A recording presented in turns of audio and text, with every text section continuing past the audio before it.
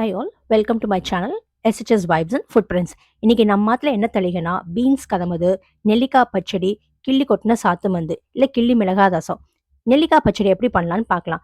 Mixie ஜாரில் ஒரு சின்ன துண்டு இஞ்சி, காரத்துக்கு ஏற்ற மாதிரி பச்சை மிளகா, அதுக்கப்புறம் வேக வச்ச ஒரே ஒரு விசில் விட்டு வேக வச்ச நெல்லிக்காய், அதை சீடை எடுத்துட்டு அந்த நெல்லிக்காவை இந்த மிக்ஸி ஜாரில் ஆட் பண்ணிக்கிறேன். சப்போஸ் நீங்கள் 7 வேக வைக்கிறீங்கன்னாக்கா 2 தனியாக எடுத்து வச்சுடுங்கோ, 5 வந்து இந்த மிக்ஸி ஜாரில் போட்டுக்கலாம். நம்ம அந்த சீடை எடுத்துட்டு இதழ் மட்டும் போட்டுக்கலாம். அதுக்கப்புறம் கொத்தமல்லி, உப்பு, உங்களுக்கு தேவையான அளவு கேர்டு எல்லாமே போட்டு ஒன்றாவே அரைச்சிடலாம்.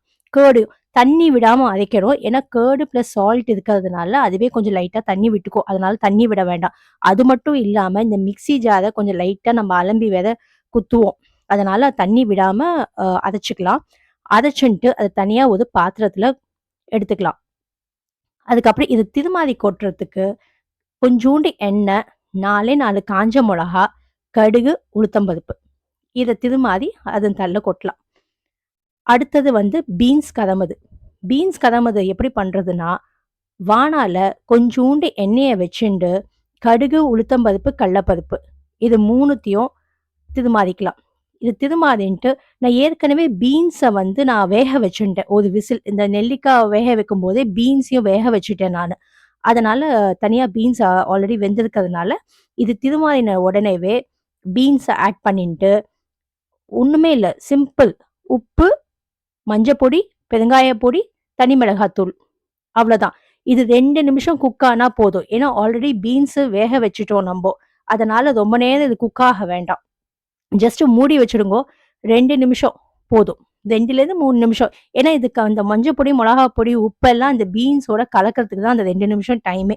ஸோ அது மட்டும் மூடி வச்சுட்டீங்கன்னாக்கா பீன்ஸ் கலம்பதும் ரெடி. என் சேனலை சப்ஸ்கிரைப் பண்ணாமல் பார்க்குறீங்கன்னா தயவு பண்ணி சப்ஸ்கிரைப் பண்ணுங்க. இந்த சிம்பிளான தளிகை உங்களுக்கு பிடிச்சிருந்தா ஒரு லைக் போடுங்க. உங்களோட ஒவ்வொரு லைக்கோ ஒவ்வொரு சப்ஸ்கிரிப்ஷனும் எனக்கு பெரிய மோட்டிவேஷனாக இருக்கும். அப்புறம் கிள்ளி கொட்டின சாத்து வந்து தனி வீடியோவாக நான் போடுறேன். இல்லை கிள்ளி மிளகா ரசம், சில பேர் கிள்ளி மிளகா ரசம்னு சொல்லுவா, சில பேர் கிள்ளி கொட்டின சாத்து மந்துன்னு சொல்லுவா. அதை நான் தனி வீடியோவாக போடுறேன் உங்களுக்கு. Please do like, share and subscribe. Thank you. Hi. ஆக்சுவலாக அந்த நெல்லிக்காய் தனியாக 2 வைக்க சொன்னேன் இல்லையா, அதை பச்சடியில் ஆட் பண்ணிக்கலாம். சாதத்தோடு கலந்து சாப்பிடும்போது ரொம்ப நல்லா இருக்கும். இந்த வீடியோ ரெக்கார்ட் பண்ணதுக்கு அப்புறம் தான் ஞாபகம் வந்தது, அதை சொல்ல மறந்துட்டேன்னு சொல்லிட்டு. சாரி. தேங்க்யூ.